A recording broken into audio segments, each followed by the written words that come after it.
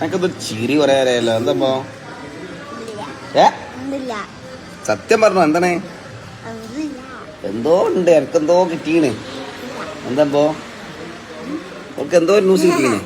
എന്താ പറയും? എന്താണ്? വെറുതല്ല, നാളെ സ്കൂളില്ലേ? ആരാ പറഞ്ഞേ? ആരെ സ്കൂളിൽ ചേർന്ന നാളെ? സ്കൂളിൽ ചേർന്നേ പറഞ്ഞോ? അതെങ്ങനെ അറിഞ്ഞോ? അപ്പോത്തിന് ഫോണൊക്കെ എടുത്താ നോക്കീന്.